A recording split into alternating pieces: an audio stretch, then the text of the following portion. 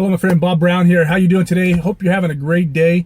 Listen, I just wanted to take a minute, talk a little bit about a question that continues to come up in our health business.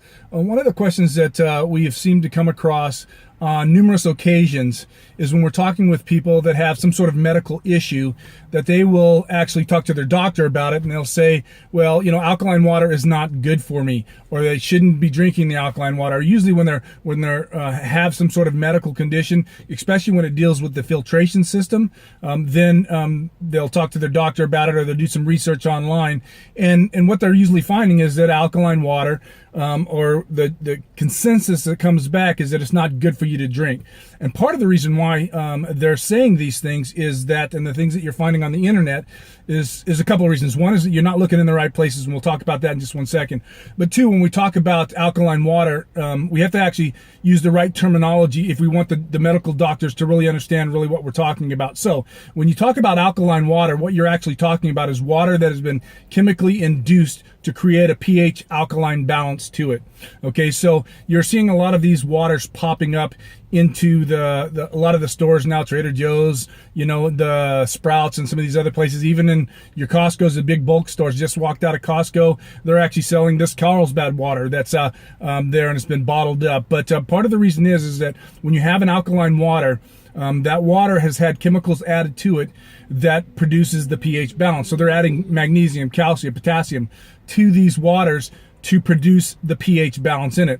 Now, water to be therapeutic or healthy for you has to really have three properties to it. So pH is one of those properties, but it's not the highest property and doesn't have the most therapeutic value to it. So although water is alkaline, doesn't necessarily mean that it is totally good for you. We have seen issues with this where people have drank these waters that have been chemically induced because of potassium in the water. Their bodies were not able to actually regulate that potassium, and it caused them to go to the emergency room. Well, too much potassium in your body will actually kill you. So there's no warning labels on some of these waters that are saying that they're good for you that are out there.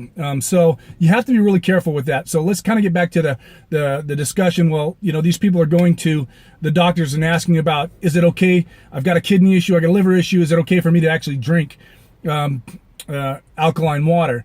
Well, we have to distinguish with we have to use the right terms. Okay, so when we're talking about water that is actually good for them and not going to be harmful to their health, we're not talking about alkaline water, we're talking about alkalized water. Now, alkalized water is water that's been run through an ionizer, and it's actually a hydrogen-rich water. So the question is actually, is hydrogen-rich water actually harmful to drink if you have some type of medical issue? And the answer to that is no.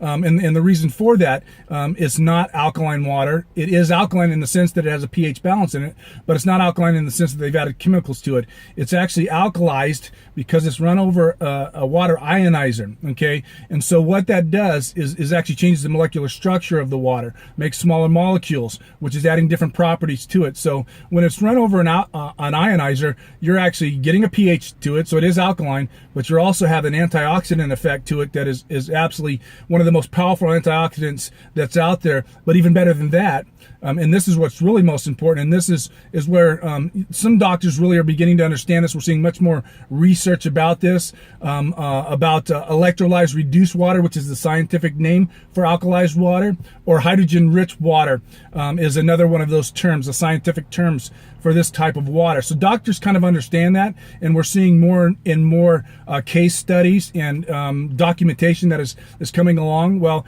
when we're talking about hydrogen-rich water, really a lot of the scientific reports really started to surface about 2007. So it's fairly new in its understanding of what hydrogen-rich water actually does to the body. So that's really, really important. Some doctors understand that.